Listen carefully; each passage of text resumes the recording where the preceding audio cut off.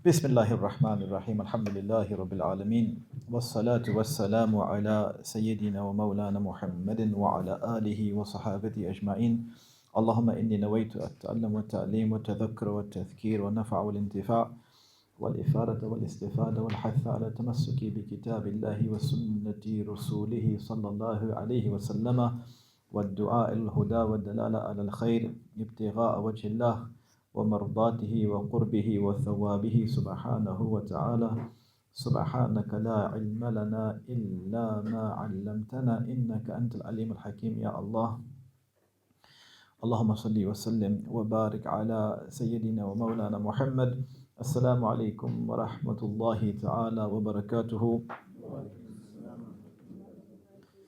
Alhamdulillah.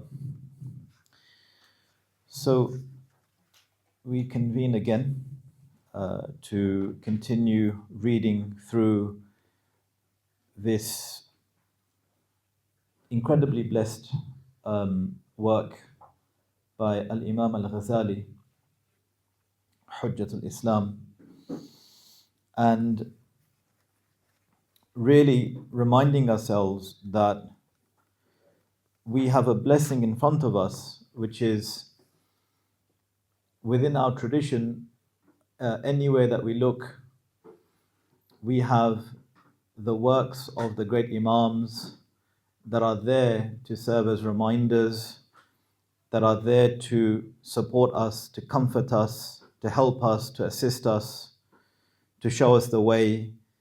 They are as if they are in the same room as us, especially when you read the works of Al-Imām Al-Ghazālī. It's like he's there with you and he's speaking to you and sometimes at you because he recognizes the human condition. And that's an incredible blessing because we're listening to the words of those people that believe in the same way that we believe. And of course their belief is something which is immeasurable. And so we shouldn't ever lose sight of that any time that we want to know something or we feel we need some guidance or some reminder or some reassurance or some comfort or someone just to bring us out of some rut that we might be in, we'll just pick the book up. And you see that this is specific. Otherwise, what would Allah forbid? What's the alternative for someone who doesn't have that? It's just pseudo gurus and YouTube motivational quotes, and they last for 15 minutes. You feel that you can run a marathon now, and then that's it. They finish. Right? But here we have libraries of Imams that are speaking to us about things that really set us straight. And what's really beautiful about this chapter that we're on now, on page 28 of the English edition here, is that in the previous piece of advice, Imām Al-Ghazālī, he mentions a hadith. And the hadith that the Imam mentions, if you turn to page 26, he mentions a hadith, he records a hadith where the Prophet ﷺ said to one of his companions that work for your terrestrial life, in other words, this dunya, work for this dunya in proportion to your stay in it. Right? In other words, how long are you here for? And for however long you think you're here for, that's how much you should work for this dunya. 60, 70, 80 years, whatever it might be. That's commensurately how much work you should do for the dunya. And work for your afterlife in proportion to your eternity in it. How long do you think you're going to be in the next world? Forever. So your a'mal, your work should be speaking to that.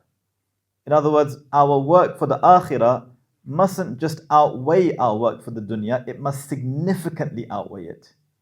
To the point that there's no comparison between the two. And work for Allah in proportion to your need for Him. It's self-explanatory, how much and the fullest extent to which we need Allah. And work for the fire in proportion to your ability to endure it. In other words, how long can someone bear the fire for? No time. So If someone can't bear the fire even for a moment, then don't even go close to sinning even a single span. Now, this is a hadith that the Imam finishes or concludes his piece of advice in that we covered in the last session. And here the Imam begins by saying,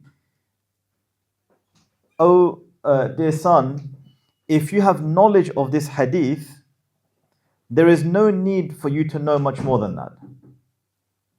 Because those who reflect on the sayings of the Prophet ﷺ, they recognize that these are 4 sentences that equate to a lifetime's worth of consideration and reflection. And what he's going to do now is present one of the Imams of this ummah, one of the Imams of this deen, who's living this hadith. That's why he mentions this beautiful story now between Hatim al-Asam and Shaykh al-Balkhi, 2 of the great Imams of this ummah. And what we'll see is that Hatim mentions what he's learnt from his companionship with Shaykh al-Balkhi, these 2 individuals from the great awliya of Allah. That one of them is asking the other, what have you learnt from having spent 30 years with me? And he says, I've taken 8 things. And what we'll see at the end is that these 8 things that he mentions are an example or an instantiation of how people of the deen look at the hadith of the Prophet ﷺ. They are constantly reflecting on it, constantly living their lives according to it. They're not just reading it to say, Qala Rasulullah sallallahu alaihi wasallam, and then that's it, right?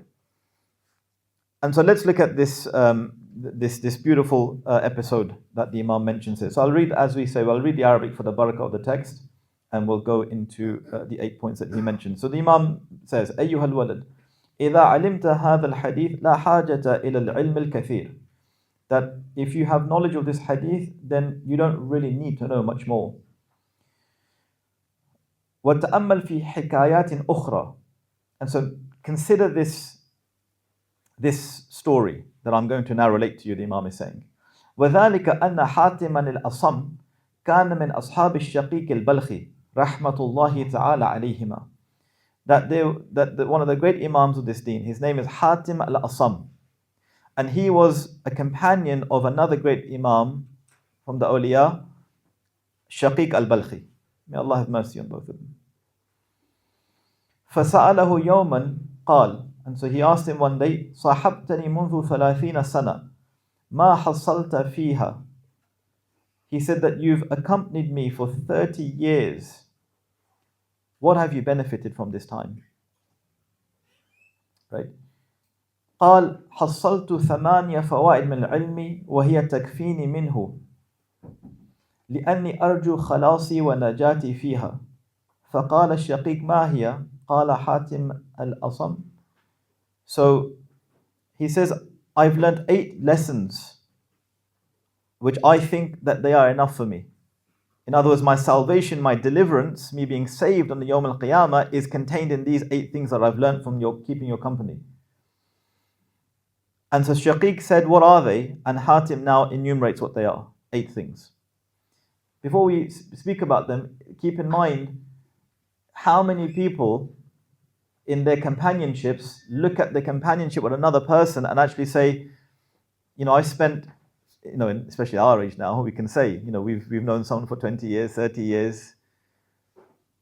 What have we learned from someone? Do we actually look at our friends and our companions and say, subhanAllah, I've really learned this from this person, I've really learned that from that person, right? Because that in itself is a sign of who you are and a sign of your companionship with this person, because it's always about trying to benefit from that companionship. And so what I'll do, I'll mention the 8 things and then we'll speak about them. Number 1 is true companionship really is with one's actions.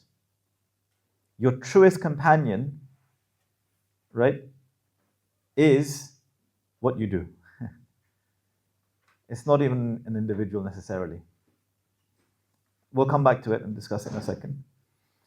The second thing he says that I've learned from you is, or during my companionship with you, is to deny the soul of its pleasures. So the first thing is that true companionship is our action. That's true companionship. Number two, to deny the soul of its pleasures. Number three is trying to bring about a comparison between something which is eternal and something which is temporal, something which is fleeting, something which is ephemeral, something which passes, something which doesn't really have any real fixity, versus that which is forever going to be there. How do you compare those two things? That's number three. Number four, that unless people adopt the Quran and Sunnah, all other claims are false. The only true claims are the claims of Allah and His Messenger alayhi salam. In other words, all the books of Allah and the messengers. That's the claims that we want. And anyone whose speech sits in accordance with those claims. All other claims are false. Number five, that Allah is the provider. Never forget that. Number six, that enmity can only ever really be with shaitan. It's a powerful way of looking at how we may look at not liking someone. That true enmity can only really be with shaitan. Number seven, don't debase yourself for the dunya. Don't put yourself in undignified situations for the sake of the dunya. And number eight, trust in Allah. These are the 8 things that he says that he's learnt during his companionship with Shaykh al-Balkhi. So let's look at them. He says, number 1, the first useful lesson is that I observed mankind and saw that everyone had an object of love and of infatuation which he loved and with which he was infatuated. Some of what was loved accompanied him to the sickness of death, and some even to the graveside. So I read the Arabic. Al-fa'idatul ula anni nazartu ila al-khalqi fara'aytu li kullin minhum mahbuban wa ma'shuqan yuhibbuhu wa ya'shiquhu wa ba'du dhalika al-mahbubi yusahibuhu ila marad al-maut. That every person that he's seen, he's observing that they have something which is beloved to them, or someone that's beloved to them. And he's further observing that whoever that beloved may be, you'll find them that they're with you when someone is at the point of death. Or in some instances, the one that you love will accompany you to the grave. Not inside the grave, but to where your grave is. ثُمَّ يَرْجِعُ كُلُّهُ وَيَتْرُكُ فَرِيدًا وَحِيدًا. But after that, they'll have to just leave you there. They can't come into the grave with you. Then all go back and leave that person alone and solitary. And not one of them entered the grave with him. نعم. وَلَا يَدْخُلُ مَعْهُ فِي قَبْرِهِ مِنْهُمْ أَحَدٍ. So what does he say? He says, فَتَفَكَّرْتُ وَقُلْتُ. He says, I really pondered and I really thought and I considered this affair, and I thought and I said to myself, أفضل محبوب المرء ما يدخل في قبره. That the most beloved thing that a person can have is that thing which comes into your grave with you. That's the companion that I need and I seek. وَيُآنِسُهُ, and that can comfort him. فيه فما وجدت غير الأعمال الصالحة. And the only thing that I found that can do that, i.e. come into the grave with me, are good actions. فأخذتها محبوبا لي. So I took my good actions to be my beloved, to be my companion. ليكون سراجا لي في قبري وتؤانسني فيه ولا تتركني فريدا. Right, so I took them as the object of my love, so that my good actions can be a light for me in my grave. They could be a friend to me in my grave, and I know that they will never leave me. Right. Now, when you look at this, you'll see that there are conditions to having a beloved. You can't just say it. You can't just say, I love someone, and they're just words. Right? People of meaning don't need to say what they actually feel but people who don't actually mean things tend to say too much. So there are conditions to having a beloved. And some of the conditions are that we must persevere with our beloved. At the first sign of difficulty, you don't just bail out, right? You must persevere with your beloved. You must bear with the hardships of your beloved, right? You must tire yourself out for your beloved, right? You must become sort of quote unquote enemies of your beloved. You know, the things which your beloved is an enemy to, you must then also be an enemy. You'll come back to see what the Imam means by this. And you must protect it. Right? And so this idea of taking a beloved has rules. There's rules to this game. And if your beloved are your good actions, then what are the enemies of good action? Bad actions. So now you know that the thing that your beloved hates, you must now also hate. You must also now be an enemy to those things. If your beloved is tiring you out, because good actions tire you out, right? That's the whole point of this dunya. The dunya is there to, what are we told in the hadith? La rahata lil mu'min. The believer is not meant to look for rest in this world. Right? We ourselves are masters at the slack. We convince ourselves that we are doing too much. We convince ourselves that we can't do more. We convince ourselves that we're the ones who are under difficulty. We're the ones who are being tested. We're the ones who are in situations that other people aren't in. Right? But that's just a human mind playing games with you. Your nafs is convincing you that there is truly no one like you in relation to your specific context. You have it the worst from anyone. No one has it like you. Yeah, I know there's people out there that you can see on TV, but you know they have their own issues, and had they been in my position, they would have seen that this is difficult too. Right? These are all just the machinations of the nafs. And we have to overcome them. We need to own our issues. We can't let our issues own us. In other words, our issues overpower us to such an extent that we start to question. We start to think, why is this going wrong with me? Right? And so that's the first piece of advice that the Imam, the great Imam gives, Hatim al-Assam, that true companionship is with your actions. That's true companionship. The second thing is to deny the soul its pleasures. I'll read the Arabic and will explain. Al-fa'idatu thaniya anni ra'aytu al-khalqa yaqtaduna bi ahwa'ihim wa yubadiruna ila muradati anfusihim. Fata'ammaltu qawlahu ta'ala wa amma man khafa maqama rabbihi wa naha an-nafsa 'anil hawa fa innal jannata hiya al-ma'wa wa tayaqqantu anna al-Qur'ana haqq sadiq. فبادرت إلى خلاف نفسي وتشمرت لمجاهدتها ومنعها عن هواها حتى ارتابت لطاعة الله سبحانه وتعالى وانقادت.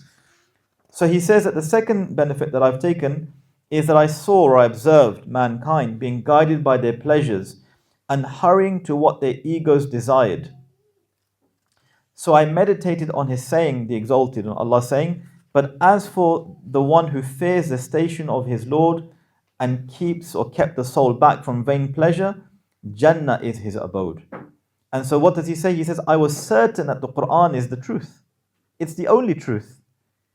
And so I hurried to what my ego was opposed to, and I set to work combating it and restraining it from its pleasures until it was satisfied with obedience to Allah, the glorified and the exalted, and it gave up. Now, the general principle of the people of knowledge, the general principle of the awliya, the general principle of the people of the path is to deny everything that the soul desires. That's it. You don't need to add anything more to that. That's the general principle. Everything the soul desires, you deny it. No. And they extend this principle to include even those things which are permissible.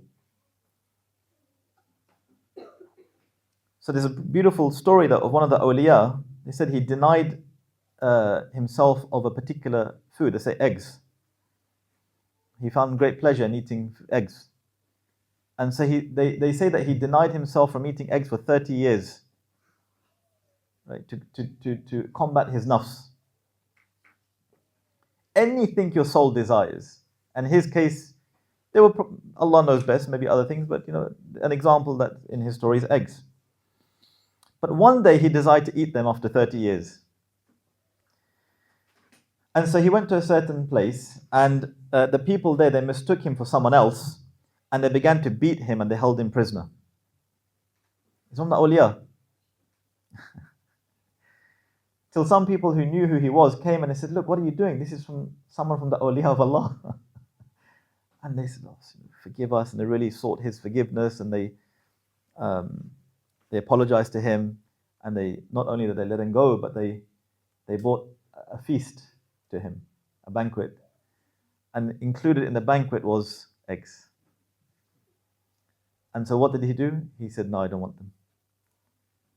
And he said, because in truth, there's nothing for you to apologize about, i.e. the fact that you've beaten me.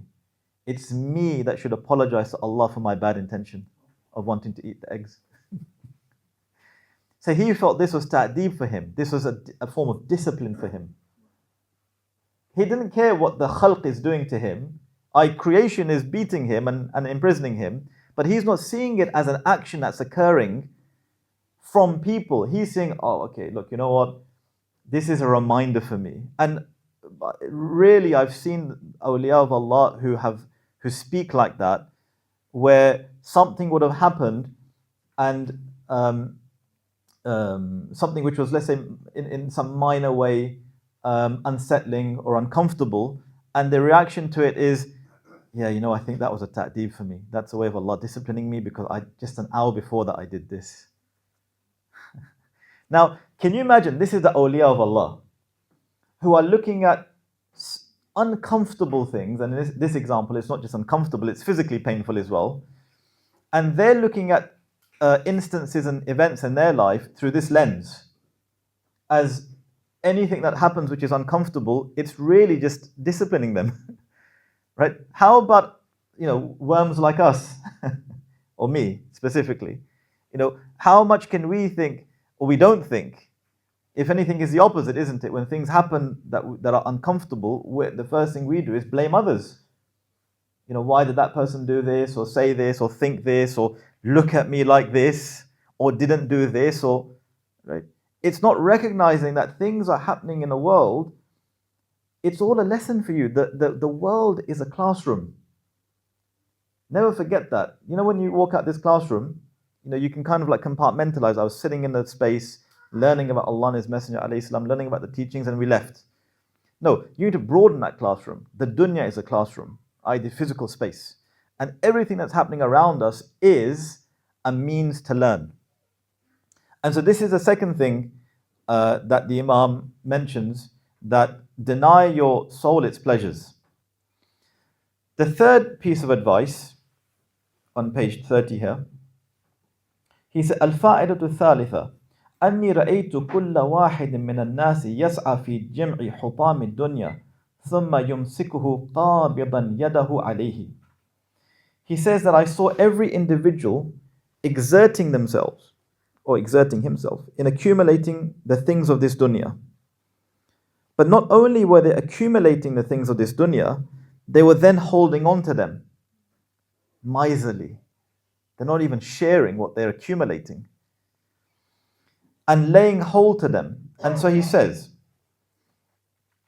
فَتَأَمَّلْتُ فِي قَوْلِهِ تَعَالَى مَا عِنْدَكُمْ يَنْفَدُ وَمَا عِنْدَ اللَّهِ بَاقٍ.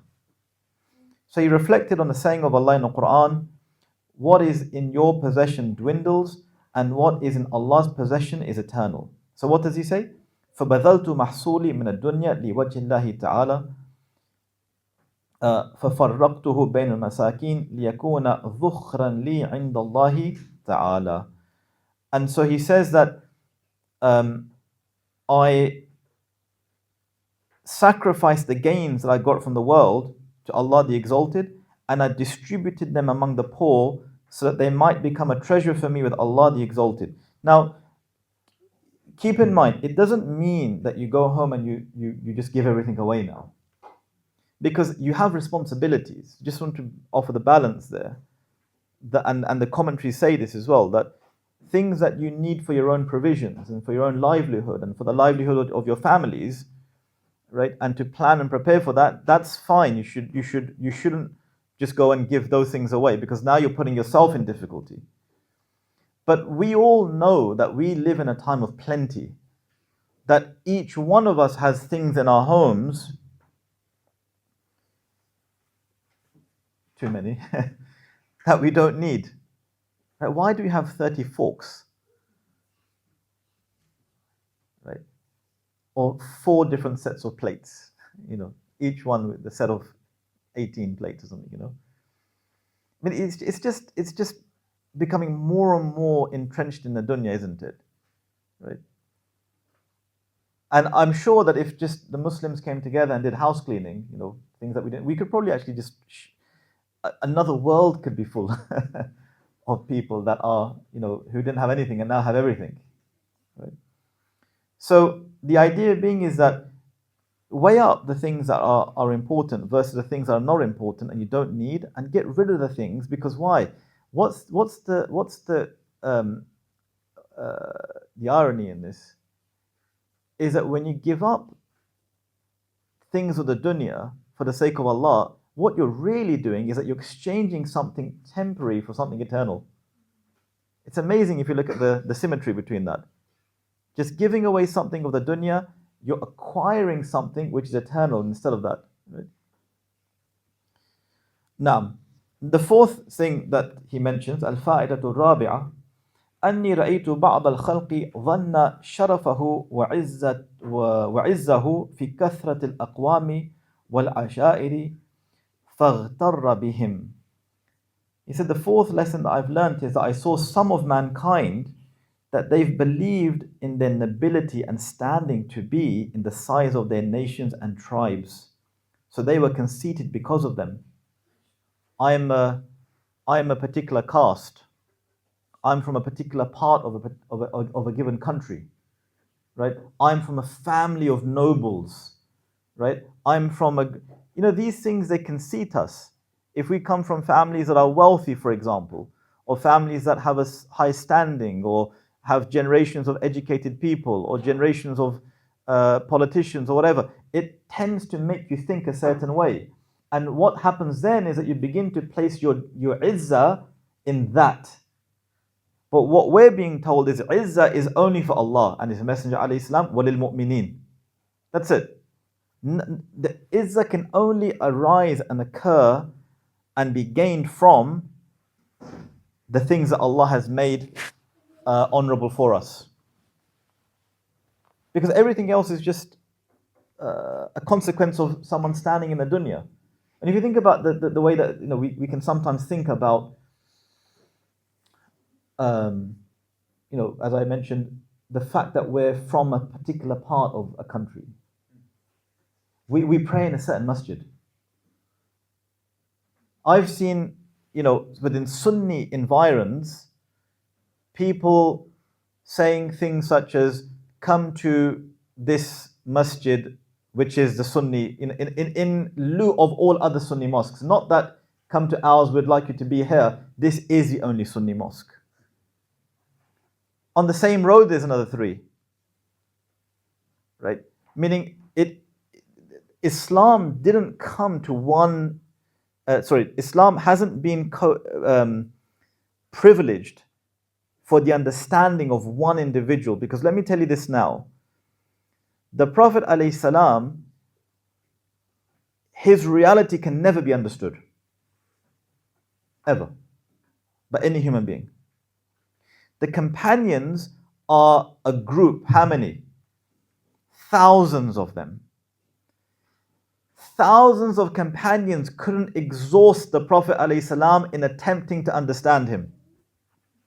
Thousands. And of these thousands, we then have multiple various schools of understanding that arise as a direct consequence and result of that. And what we're saying is, no, my particular interpretation is the one that's correct. And we will make that as a badge of not only identity, but that's how I structure my life and my relations. I can't even talk to anyone else. Anyone else's food I'm not even sure about. Do they even halal it the way that I need it to be, right?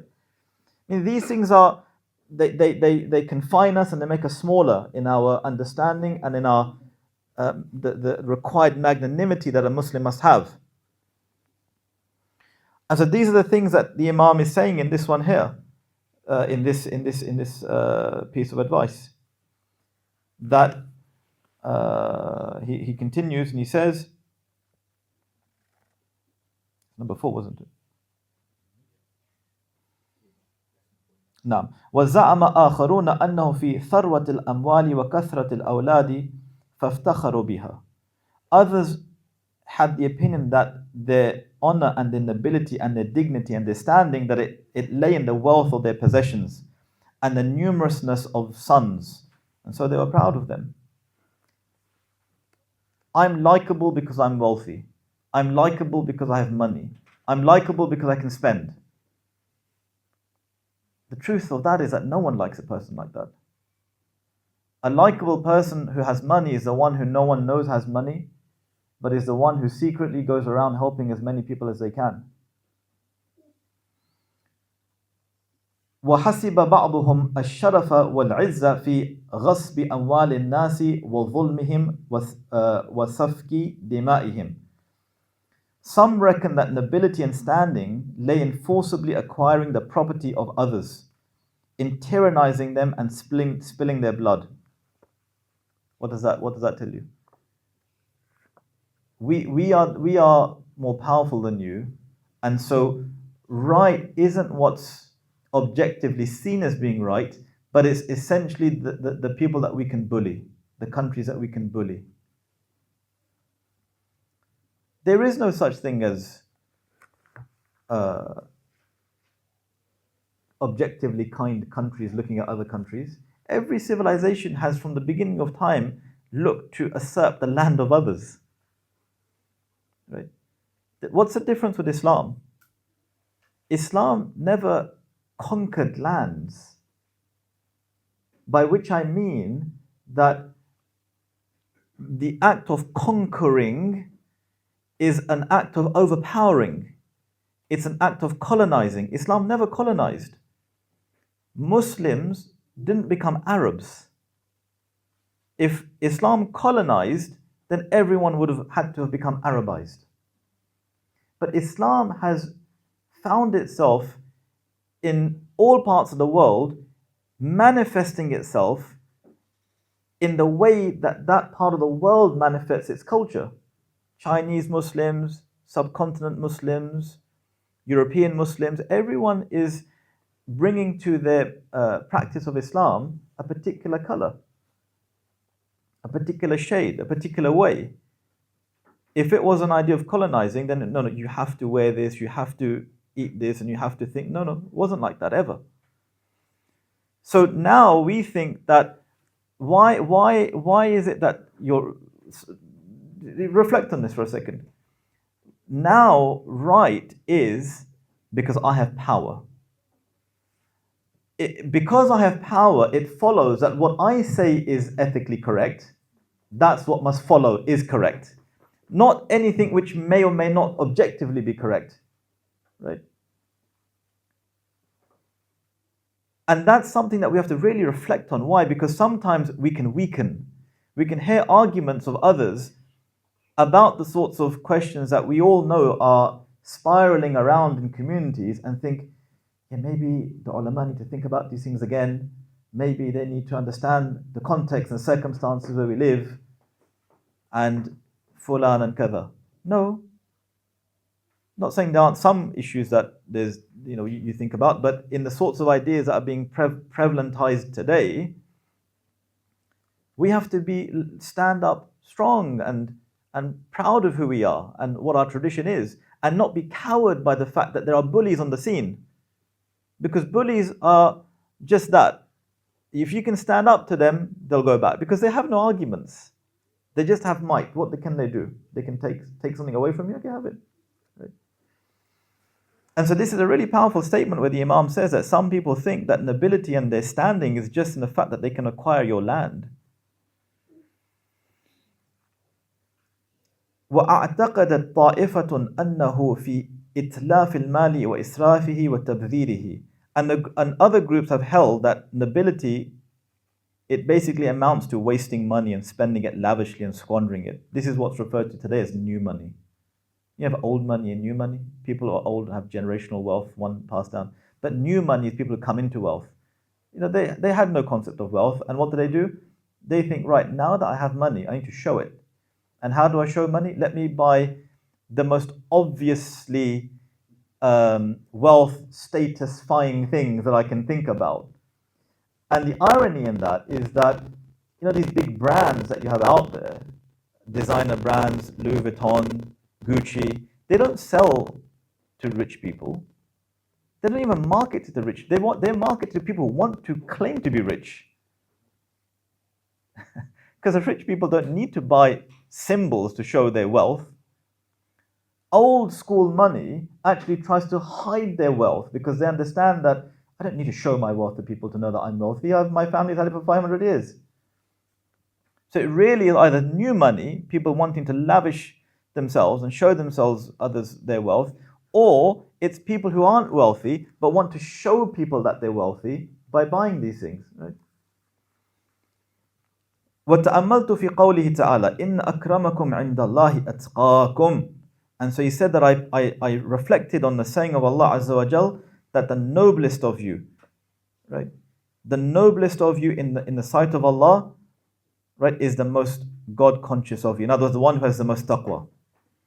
فاخترت التقوى واعتقدت أن القرآن حق صادق وظنهم وحسبانهم كلها باطل زائل. And so I chose God consciousness, believing the Quran to be absolutely true, and the opinions of others to be utterly false. Do we not believe the Quran to be true? That's it. All other claims are false. Now, number 5, and maybe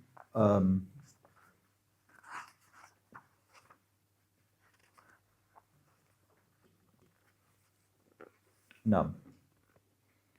Number 5, الفائدة الخامسة أني رأيت الناس يذم بعضهم بعضا ويغتاب بعضهم بعضا فوجدت ذلك من الحسد في المال والجاه والعلم فتأملت في قوله تعالى نحن قسمنا بينهم معيشتهم في الحياة الدنيا فعلمت أن القسمة كانت من الله تعالى في الأزل فما حسدت أحدا ورضيت بقسمة الله تعالى. He said that the 5th thing that I've learned, the lesson I've learned, is that I saw some people blaming others and slandering others, and I found that was through envy regarding money, fame, and knowledge. Now think about this. Why do we backbite other people?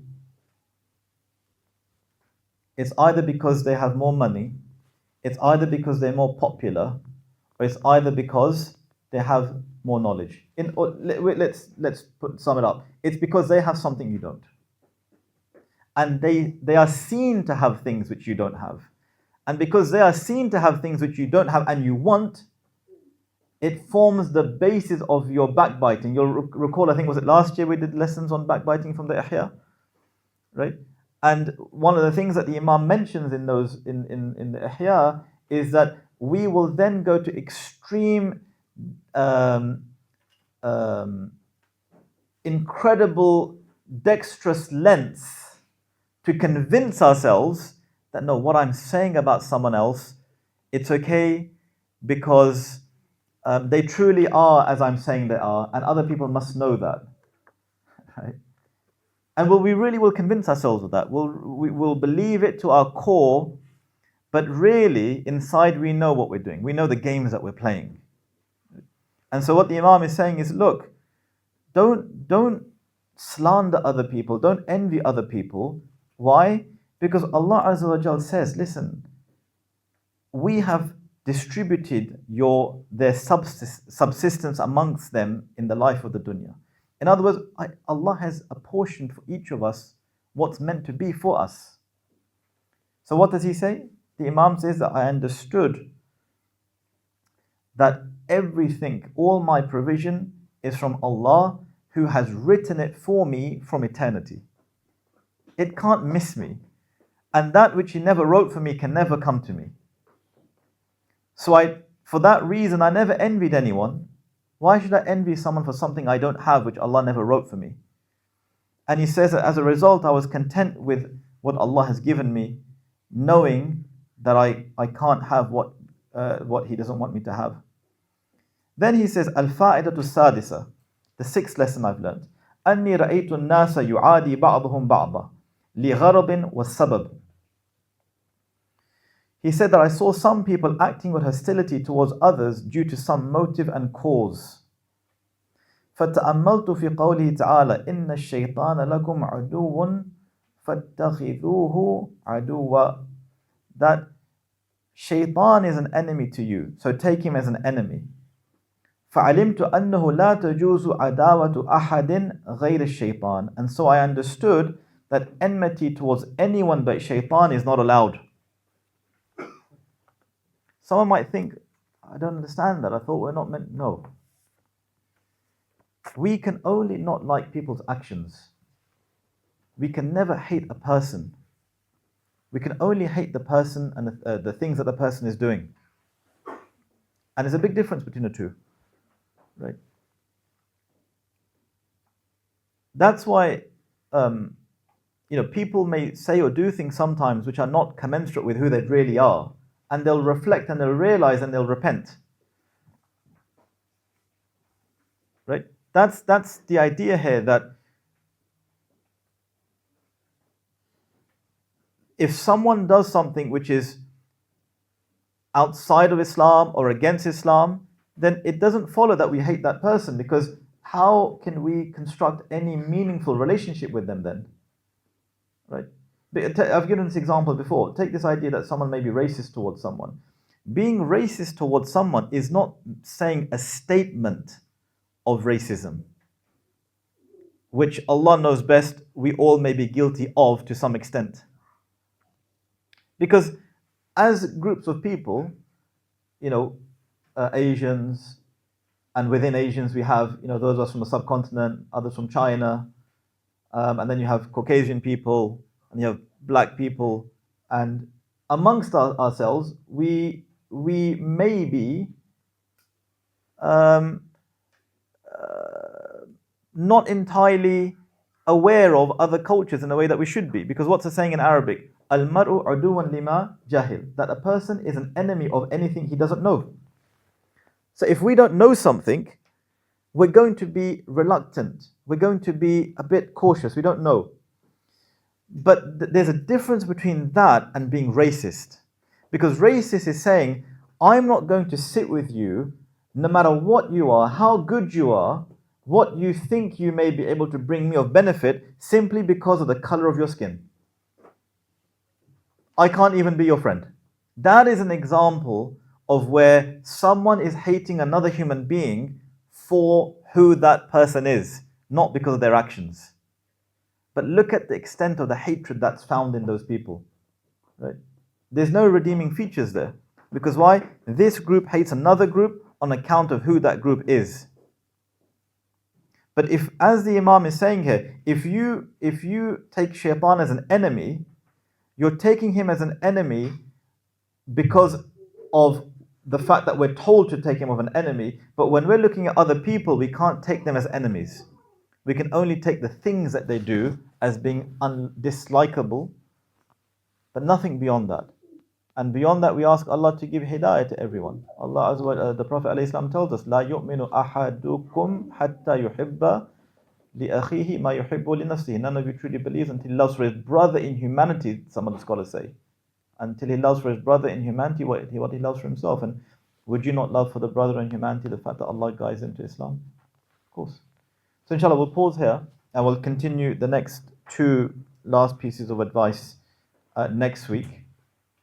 And we'll take any questions that anyone may have now.